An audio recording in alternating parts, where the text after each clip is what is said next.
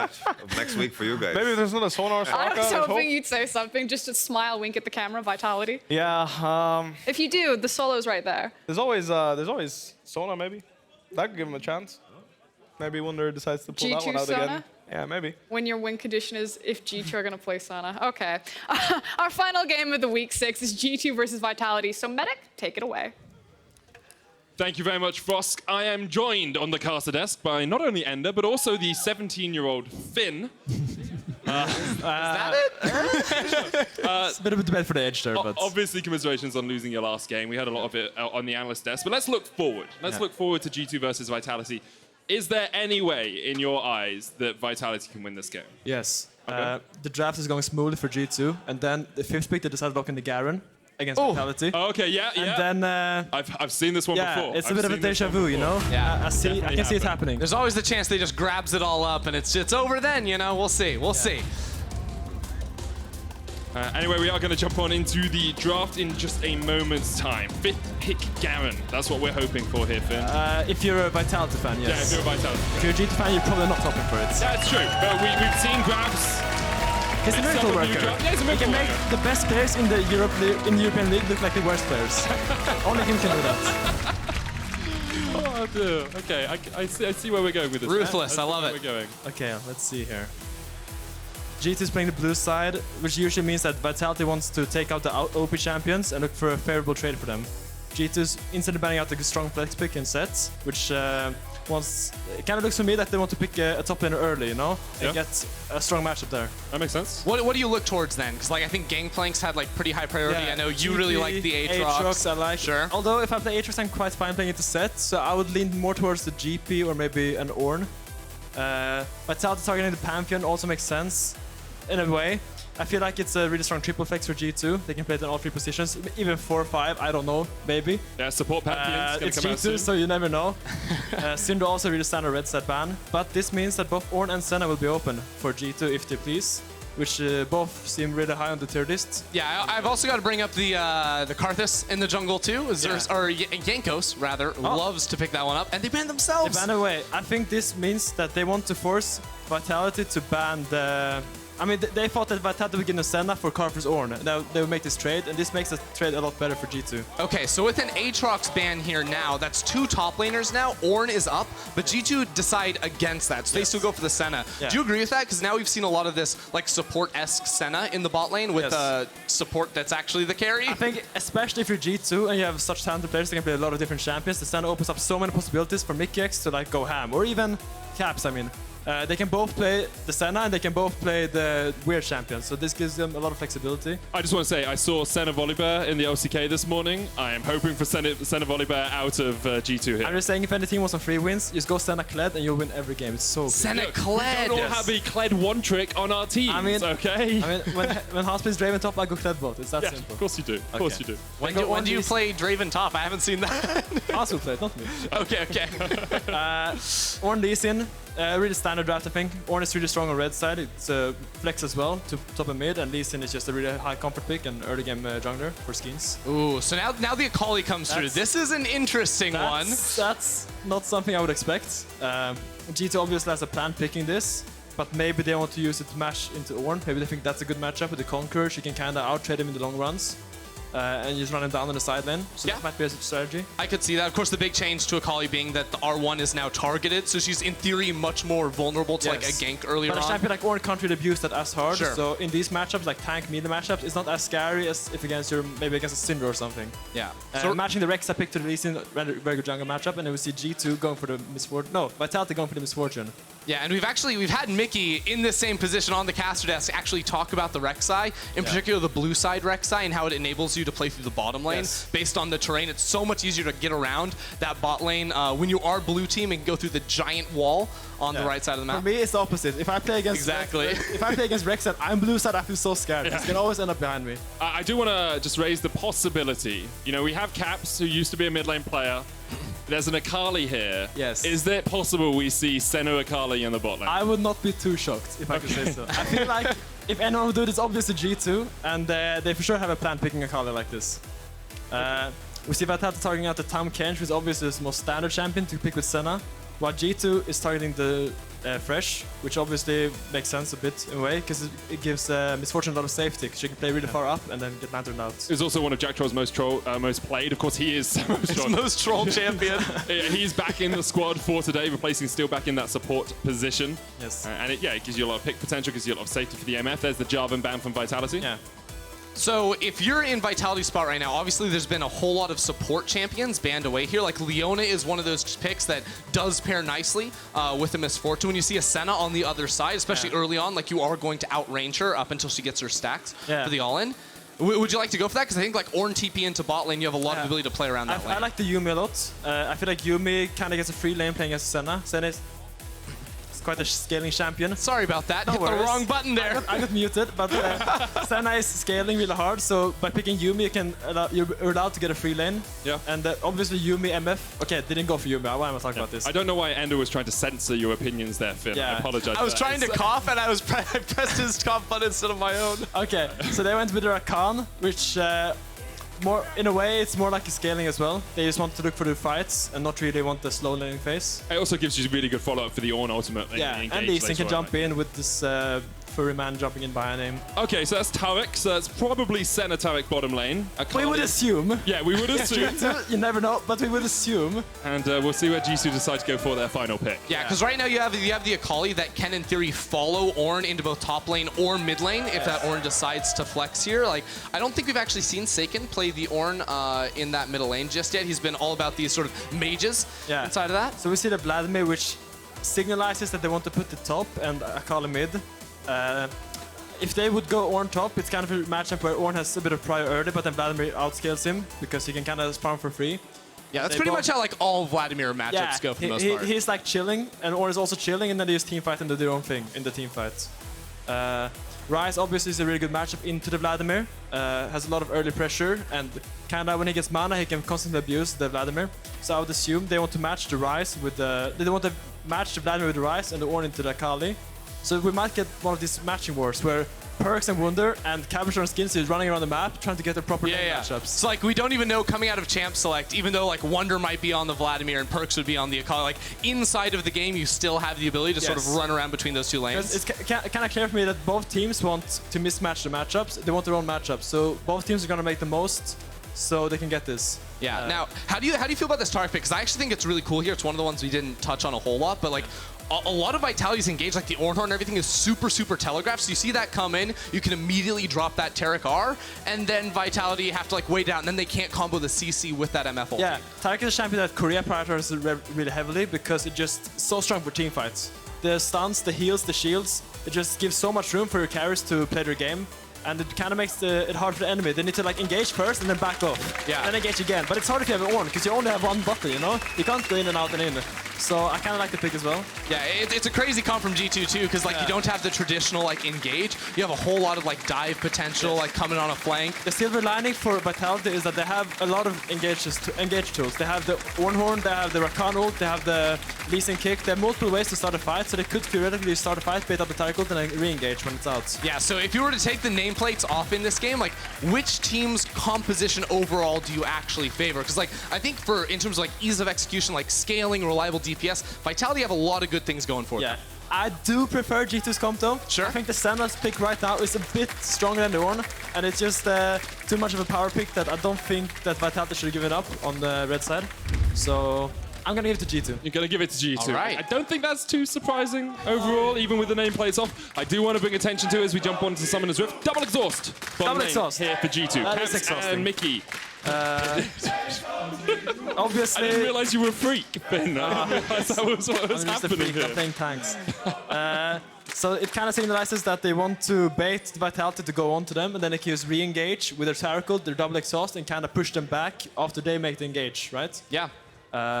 It kind of makes sense for them to play like this because they want to play far back, and they use poke with the Senna. They kind of pressuring Vitality to force an engage, And then when they engage, they instantly kite back and then re-engage. Yeah. This way, they can never lose the fight because they're just that much stronger with their champions. And I think especially like the later we get into this game too, like you're talking about the Sen here, like the range she gets, eventually like Ryze is not going to be able to actually get up and touch her unless you're somehow able to lock her down, which is where the double exhaust and the Taric ulti is going to come into play. So you have this sort of juxtaposition on G2's side with like 3 dive champions on the top side of the map, and then Senna who's like, I'm so far away, you can't even touch me. Yeah, I think when the game goes on and on, this Ryze is going to get banished to the Shadow Realm of the side lane, and he won't really group much, because if he groups, he's just going to have an awful time playing into G2 comp, so they're going to want to match the... Okay, so what we see now is that they actually just went Ryze mid into the Kali, but later on in the game, I think they'll match the Vladimir with the Ryze. Because when Ryze gets mana, that's when it actually starts pressuring the Vladimir. But for now, it's kind of fine laning like this. Yeah, and I think like Ryze 2 will be running Ravenous Hunter in the rune trees, which is like super powerful in those 1v1s. It won't be able to quite match the sustain of a Vladimir, but like the rapid fire DPS should be able to be good. Let's see if he opts for the Morello buy that some people dislike. But I think this game, I can see a case for it because it helps him on the side lane. Helps with the Kali healing and the Taric healing, so I can see... And the Senna. And the Senna, they all have healing. And the Rek'Sai healing. Yes, and the Ocean Drake. First. There's so much healing here. Look at that, that's incredible. You synergized all the different points into one salient point. Yeah. Great so stuff. now you can buy Morello and not be called a sinner, I would say. Maybe Ellis would disagree, but that's on him. So it's just quite a standard laning phase here. Obviously, the Senna is not that strong early, so we will see the MF pushing in bot lane. And the Rakan is looking for engages if the Taric will overextend in the lane. And usually what we do here is we talk about the top lane matchup because you're a top laner. But the problem is there's engage in the bottom lane as Mikyx is chunked out. And also, Vladimir into Ornn is not the most fun matchup in the world to talk about. I feel like it'll be more explosiveness around the mid jungle. Here we see Rek'Sai going in for the gank. Yeah, Rek'Sai gonna be able to tunnel over. Has the flash up, jumps in, gets 2. That's gonna be a double stun there. Oh no, Comp's in so much trouble. He was going to wait for just a moment, but in the end he will not fall. Escapes just in time. That was clutch. And that's what you get for running double exhaust. Yeah. And not ignite. Yeah, now they're good probably, but I don't think Comp is too sad about this. They used a lot of resources bot, and he's just gonna run back with his Moby Boots to bot lane. The wave is in a... Yeah, the wave is ruined right now. It's like super frozen against them. It's not frozen actually. This will bounce back to them because there are 2 casters on the G2 side and just 3 casters on the Vitality side. So this will bounce back, and MF will be able to catch. She'll lose a bit, but not too much. She won't be too sad about that. That last melee minion like walked into the tower range the last second just too. Just to ruin your points. Yeah, exactly. So here we see Wunder having control of the wave. He went for the Doran's ring, which I like. I see a lot of lads go for the Doran's shield, which I think is a bit too safe. Especially in this matchup, yes, right? especially in this, but even like in matchups like GP, because the Doran shield healing is reduced from range champions, right? And the AP you get from the shield kind of transitions into extra health and extra healing from your Q. So it kind of gives you more sustain in a way. Yeah. It's like that super good synergy there on the Vladimir. Now, on the other side, Cabochard's running Unsealed Spellbook, which is very common on Ornn, specifically when you're against a ranged matchup. Yes. Right? Now, what I wonder is, at level 6, can he switch to Ignite and bring Lee Sin up there to go for kill pressure? Absolutely. This is the big window for Ornn to make a play. With Ignite against the Vladimir, if you chunk him to like 70% or 80% even and forces the pool, then the Vlad can't walk up because he will just die straight up. Yeah, and that's not super hard to do in lane because like you can see how Wunder's posturing right here whenever he gets the blood rush. Like he will step past the minion wave, so if you throw out a Q as the Ornn and get the knock up too, like you put out some decent poke damage. Yeah, Wunder's playing the same with a lot of confidence. He's walking up, proccing his face, rushing and looking to dodge the Ornn Q, right? But if Ornn would land this Q, this would mean Wunder can get easily punished by an all-in, and he will probably get chunked this way. So it's all about if Wunder can walk up, proc his face rush, and then dodge the Ornn Q. Let's see if it does it. Can it dodge? Can it dodge? Can it dodge? And it times out. It was on cooldown. Never mind. Decided not to use it. I do want to bring attention again to the Senna. It's not farm Senna in the bottom lane. It is the support Senna that we've seen a few times today. Yeah, I think people have been calling it the fasting Senna. Fasting Senna. Just to remind everyone it exists. You can see Mikyx has gone for Doran's ring first. He takes most of the farm early on, and Caps just tries to farm up those Spectral Sickle stacks through hitting Jactroll and Comp. Yeah, and Taric is no stranger to taking the CS in the bottom lane, because you remember the Sona Taric days of old? I don't remember. Yeah, you had to play through that. Sorry about that. Yeah. I mean, it was nice as a top laner. If you play like Hecarim, where you into the back line with the Taric ult and the stun. Yeah, that's when they're on your team. It's very different when they're exactly. If you have it on your team, you're really happy. If you're against it, you're very sad. Yeah. Honestly, you doing the sound effects, that reminded me, there's a game at Worlds, I think, that Riv was casting, interesting, where he did like the whole like neigh as as a Hecarim's going in for the team the way to fight. play Hecarim to get into the character. It helps you play. I love it. All right. Now G2 has actually set up a freeze here, and they also called Jankos and Perkz to defend this freeze. Because what Vitality wants to do now, they want to outpush this with a jungler, but if Jankos and Perkz is here, they can't do that. So Vitality is in a sticky situation, so what they need to do now, they need to unlock their mid laner so he can move and help them. But they're just gonna take the fight free because they feel confident. Oh yeah, Jactroll is so low. It's really hard to make this work. Jumps onto Mikyx, the Ignite goes down. Jactroll's able to dodge back, and then with Jankos here, the Dazzle connects on 2. Trade continuing in as Jankos gets the knock and sinks in the bangs. Jactroll oversteps, comes next on the menu as Skeanz flashes away. It's just an absolute disaster for the Vitality bot lane here. The wave's in a horrible spot for them. They have no summoners, and the wave and the jungler is died as well. They need to go back to top side. Yeah, like even if that play lasts even longer, like Perkz was already roaming down, he has the TP to go as well. Now Saken is level 6 and looking for a play topside. You can see Cabochard did switch over to Ignite, like we were talking about, but no, Vitality can't actually make the play work out, and G2 get off to a big lead early on. Yeah, I mean, but Jactroll went for his engage, but I feel like they should have known that Rek'Sai was around. I mean, they did know. They literally saw him on vision. They knew, so this was really cocky by Vitality, but I guess they felt like they had no other choice than to go for the fight. I feel like the best play for them is to just send Rek'Sai mid, drop one more wave, and then walk with Rek'Sai and Ryze together to bot lane and then help them push it out. Yeah, it's a longer setup. Yes. You probably have to like sack minions on that wave that they were contesting right there, but it's the best play they can make here, because they're in a really rough position, right? Yeah, and it was a little bit too early too to just say screw it and like recall with your bot lane and swap for the Herald, because like that's not going to be on the map for another 30 seconds. So I think going through mid lane first as an option would have been good for them. Wunder going for the double CDR early. A lot of lads are going for the Sorcerer Shoes, just for the extra buff damage. But he obviously prioritizes this, which kind of allows him to skip the Kindle game, which a lot of people go for. So this tells me he's going to go for more of a Rabadon into Spellbinder build and just look to blow up the enemy backline. Yeah, do you just like sitting on the Fiendish Codex too, or actually upgrading that into like a Zonia's or something? I mean, a lot later you'll upgrade that probably, like maybe as a 4th item, but for now you're shielding on the CDR, because obviously getting the CDR, I would assume he has Transcendence, a CDR shard. He actually has Ravenous Hunter, secondary. So he doesn't have the Cosmic Insight, but he still has a lot of CDR from his runes. So he's gonna be stacked up with that now. The Ignite was used in the top lane, really didn't get Cabochard too much. I think he just wanted to get rid of it so he could use his TP. Because obviously when you have the Ignite, you don't have a teleport. So if a fight will break out bot side that you need to join, if you have Ignite, you're quite stuck in the top lane. If enemy top lane TP is down there, it's not fun for your bot lane. Well, there's the play you were talking about right there. Wunder using the phase rush to get on out as Perkz will jump away. And that's a flash from Akali, not a death. Can't see the mid position really. Oh, that's a circle. That's a circle. I'm sorry. You can have a look on this screen if you want. But he's gonna lose 2 waves. Oh, sorry. We should have told you that it works like that. Yeah, he's gonna lose 2 waves now, so it's quite nice with his Ryze. Actually, he's gonna use the TP. He won't lose it. Never mind. But still a good window for Vitality to get something back on the map. Now Ryze will be able to push this in and probably get a window, either to base or to help the bot lane to reduce some pressure. Yeah, it seems really hard to make a play right now. Like, yes, they have a TP on Cabochard in the top lane, but you don't have really like deep vision in bot lane to come in from behind. There's the double exhaust spawned up, level 6s for Caps and Mikyx as well. I think what I would like Vitality to do now is they would just look to get level 6 on Rakan, put a deep ward bot somehow. You can like W forward, ward and then E back somehow, just so you can get ward. This ward's gonna time out, we see here. And they just want to force a full-on brawl in the bot side, because right now I think they can actually win these fights. But the longer the game goes on, the Vladimir, the Senna, they're just going to scale up and become unkillable at points. It's also a bit problematic too, because like Skeanz has not been able to do really anything. Like he tried to come into the bot lane to help push out that wave, but Jankos has just legit been taking all the objectives, right? He got the first Ocean Drake, now he's topside without even swapping the bot lane up as well. It feels like Skeanz hasn't even been able to get inside of the river, and that just means there's no pressure coming down on any of the lanes from G2. Yeah. He's having a rough game. He obviously got counterpicked, and the early game was not going optimally. But now we see a fight in mid lane, a 2v2. The Skeanz jump forward. It's a good bait on the Rek'Sai W. Yeah. Perkz hit the E, he has ult, he's gonna go in. Or not. Right, he went in, then he went away. Yeah. And they just get out with the realm warp. Kinda spooked Ryze for no reason there. Yeah. He just held his ult, and Ryze felt like he was gonna die, so he ulted out. But this was a nice lead for Perkz. Yeah.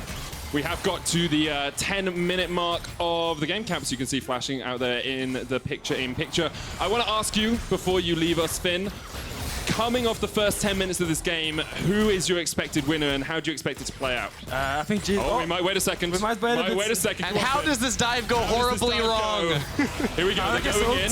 Tamakol comes down. They can't kill Caps before the Jankos comes out. Counter teleport from Vitality. Jactroll almost low with the Dawning Shadow at Cabochard. Can't land it. Wunder's here now. The dive goes terribly wrong. I give my salute for Vitality for going for it. It was a valiant effort, but in the end, Perkz still wants to go in. They're just chasing. Wunder. I see one. Do I see two? Do I see two? Do you see two? You do? Comp goes down. It could be three. No, Perkz going for it. Can't quite get it. Very hungry, but I can't get it. So, how do you think this game's gonna go? I mean, well, it looks like G2 is in a quite comfortable position. I think they're heavily outscaling, and they have a really strong lead now. So I would assume G2 will be able to clean this out, end this game out cleanly. And is there anything you want to say to your fans at home before you leave? I'm really sorry for our performance today. We obviously disappointed a lot of people, and we'll come back next week stronger. I promise. Of course you will. Thank you so much for joining us, Finn. Been a pleasure working with you. Thank you for having me. No worries. Let me hit your cough button. There we go. Thank you so much, man. And we are back to just the two of us, Ender. I miss him already. Yeah, come back. All right, look at this dive. Skeanz comes in with the TP, but you can already see Jankos and Perkz on the way, and all the time that G2 can stall out here. Like, looking at this, I'm like, you have Taric ulti, you have Senna ult for the big shield too, so Caps doesn't go down. Then he has the Zonias to dodge away from Cabo's E. Like, they threw literally everything at him, and it just wasn't gonna work. Perkz caught out a little bit as he tries to jump back, but Vitality are here, ready for their first kill of the game. Cap's going to try to trade back because Wunder's on his way down from the top side. The Dazzle lands onto Saken. He's caught out with the last embrace, and now he will be next on the menu. In fact, it's Comp first, Saken second. Skeanz jumps in, and they will get a kill on Mikyx, but you have to feel Skeanz is next up, as that's another kill for G2. 12.5 minutes in, they have a 4,000 gold lead, and they are well in control of this game. Looking very, very good for G2. They brought the whole squad up into the top lane too, so while Cabochard was pushing down bot side and getting some plates, it was G2 bringing everyone up here. Now, Vitality do start off very well. You know, Saken flashes over the wall, they secure the kill, and everything looks great. The problem is, I think with the Glacial Augment slows, like Vitality are slow to get out here. Comp sort of stuck too. Would love to flash over this wall, but he can't get away, doesn't have the flash available. See the damage already coming out from Wunder. It's just pretty darn devastating, and Caps shredding through them as well. Caps is sitting at 65 stacks right now at the 13 minimax. He's got all of that extra range and crit chance. It's a really hard position for Comp to be in, because you figure your Vitality, you get that initial kill, like group up with your team and maybe you can fight your way out, but of course he was late to the party and sort of stuck trying to get around that giant wall, so ended up costing him his life there, not being able to just run the other way and give everything up. Jactroll now didn't realize that he could be caught out this easily. Able to dodge away. The Call of the Forge God is used, but can't quite hit onto Caps. I just want to say, a fasting center is not meant to get a huge amount of gold, right, Ender? I mean, that's the theory. Means. Okay, because he's currently 1,000 gold ahead of Comp, who has 74, far more than him. Well, that's the thing. While Caps might not be farming minions, he's farming champions, and specifically Comp.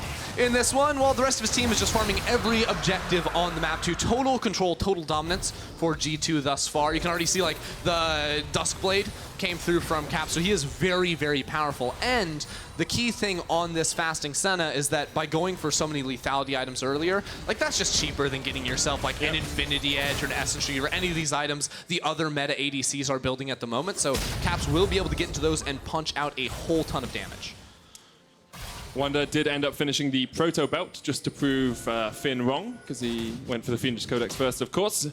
And now we see the Hextech Gunblade on Perkz, showing us that even after the nerfs, Akali is still pretty powerful in the right hands. That extra energy cost on her 5-point strike really hasn't cost Perkz too much in this game, but we'll see perhaps if Vitality can find a way back into it. They are 4,000 gold behind. It's a pretty devastating disadvantage, and there's good scaling on the side of G2 as well. Senna, Akali, Vlad, all late-game powerhouses. Yeah, this is a pretty bread-and-butter G2 comp, especially on the top side. I think bot side gets a little bit different when you factor in the Taric ulti and like the cooldowns of that, but like G2 love to play champions that can fight you without necessarily needing your ultimates. A Rek'Sai falls into that, and Akali falls into that as well. Perkz knocked back, the chase is on as the Realm Warp comes out, but Skeanz dead before he can even get in it. It was Skeanz who made the play, but it was Jankos and Perkz who take his life.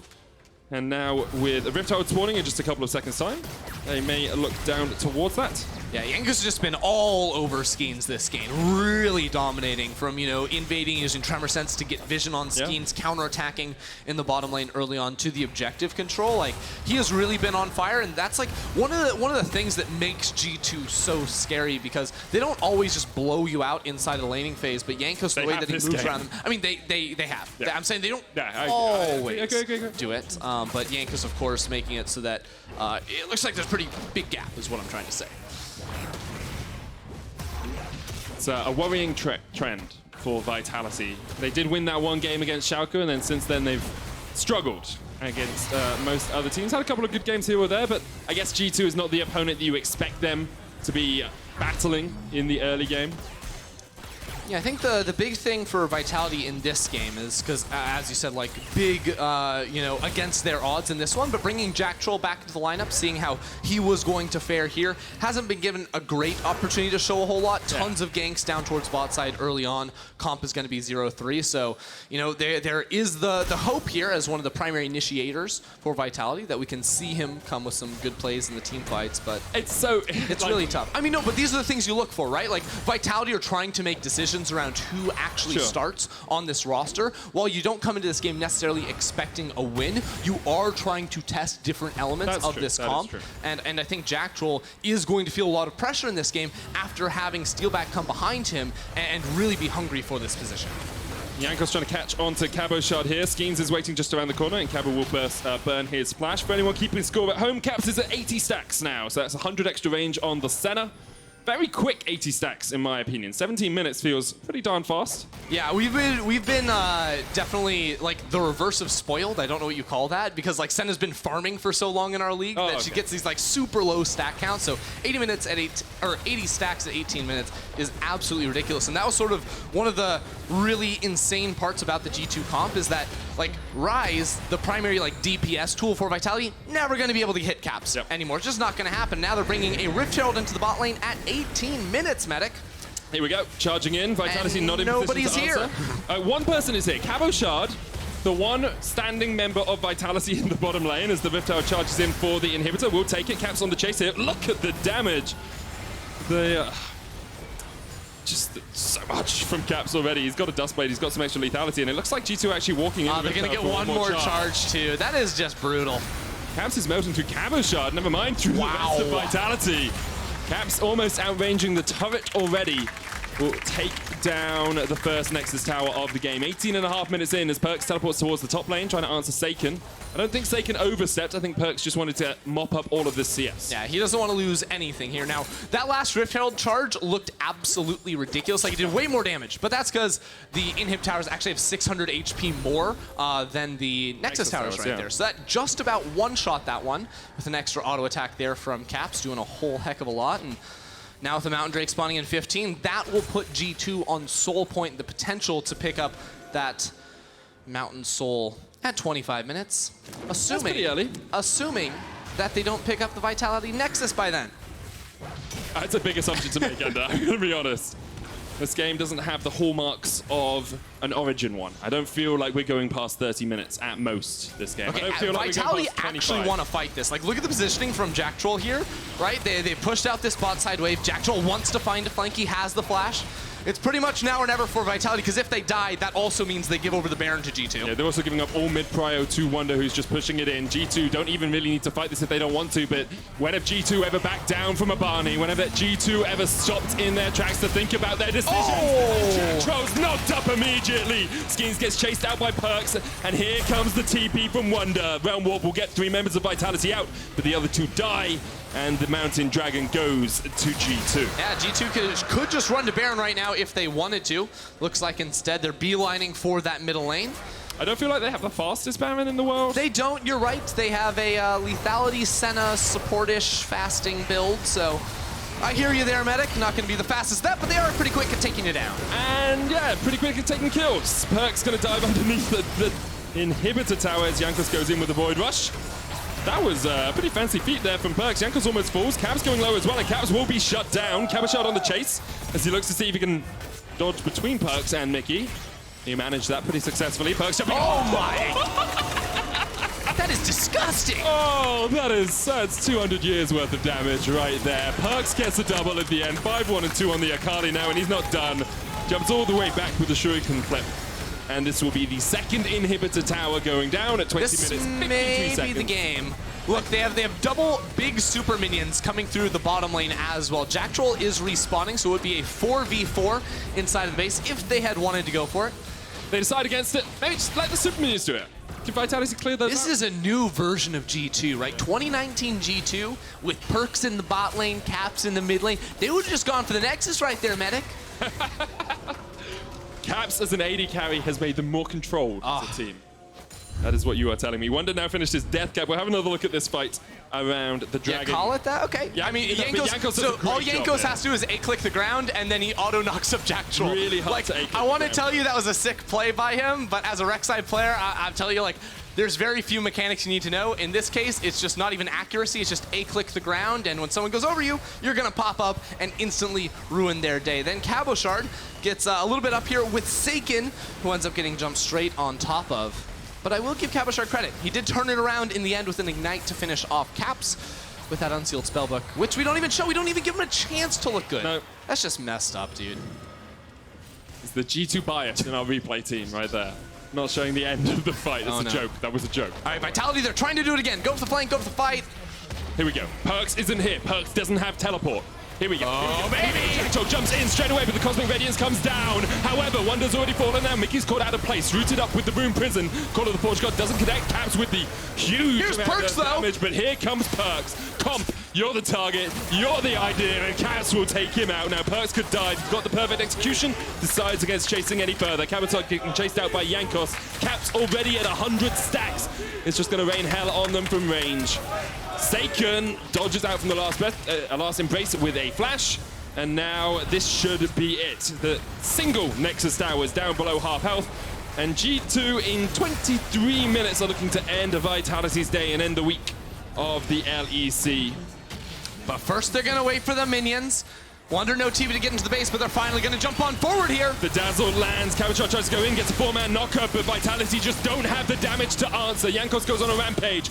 Perkz trying to do what he can against Saken as Saken puts down the spell fluxes, and that is Jankos dead as well. And here comes the Realm Warp. Vitality are chasing in. The Dazzle hits 2, but Mickey can't find all 4, so he goes down. And now Caps should get out with the Curse of the Black Mist. I think he has the movement speed to get out of this. I don't know. Vitality pretty mobile. They'd have to chase him for a long time, though, and don't want to keep up that chase with Wunder alive now and running back into the map. So Vitality live to fight another day. But will Saken? That's the question. Now, will Wunder actually getting taken down so low? Healing coming out, though. Yet to see that Morello Nomicon finished on Saken. Bunch of Damage coming sinners. back. There's the Seraphs. Wunder's chasing Saken down, but Caps is going to fall. Wunder survives and now could quite easily win this 2v1.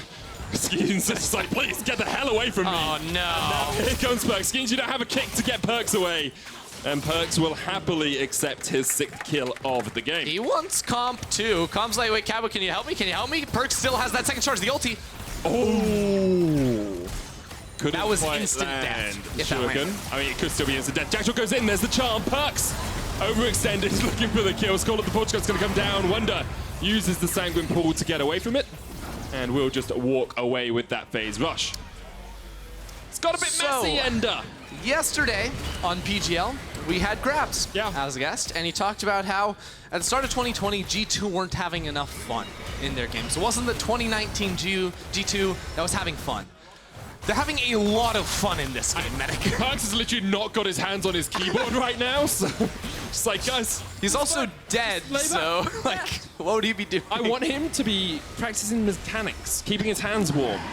He just got practice tool open another tab. He's like, all right, let's go. Let's go. Mechanics. Play some Uso. Is it Uso? Osu. Osu, that's the one. Oh my God. I don't play it, do I? Obviously. Oh man. Well, in the downtime, I have to say, let's go on a bit of a side tangent because I don't think they're going to go for the end right That is Mountain Soul. So I did some research, Medic. Okay. I was looking specifically at the most popular emotes in Twitch chat. Okay, okay. And I found out that Weird Champ is not #1. I mean, obviously. It's #5 right now. Okay. But I also have a lot of faith in Twitch chat that they can change that. Yeah, because I think it needs to be like number 7 or 8. No, you're so Go wrong. down. You're so wrong. It's time. Any cuties in Twitch chat out time. there? Yeah. Wow, that was strange. You're the Strange turn of events. asking them to say weird, chap. That's not strange, that's okay. normal. Anyways, G2 back inside of the base. Can already tell what they're going to be typing right now, but G2 looking for the end right here. Yeah, Wunder goes in. There's the Sanguine Pool already hitting for the Dawning Shadow coming out and really hasn't done too much damage yet, but here comes the chase. Call of the Forge God has been called, but Saken able to get away. The kick back will get Jankos down as well, but Perkz is just going to open up. Cap's doing the damage from long range here as well. And the inhibitors have respawned. And they can't end the game. Can't focus the Nexus. But in the end, they will. Here we go. Here goes Jactroll. The bullet time comes out and Caps is already dead. Wunder now on the back line. The Dazzle's going to come out and Jactroll should fall. Comp will go down as well. Mikyx fighting against Skeanz, but it's only Skeanz and Cabochard left alive. Cabo chased out by the rest of G2. Perkz flash forward, couldn't quite get Skeanz, but now with the inhibitors down, G2 will start attacking that Nexus. And Vitality can do nothing about it. Cabochard has accepted his fate, dazzled up, the TP cancelled. And G2 want a little bit of icing on this cake they have made. Trying to get that final kill. Can't quite get Wait, they can respawn. Jeez, they can actually kill them all. No, Perkz going to auto it. There we go. G2 get the win. They sit atop the table with Fnatic and Origin. Wow, wow, wow, wow, wow. G2 took about 10 minutes longer than I think they may have needed to in that game, but for G2, a win is a win, and they had fun, just like Grabs wanted them to. That's what really matters. That's what really matters. By our powers combined, we make Captain G2, the team that has fun. They've got heart, they've got earth,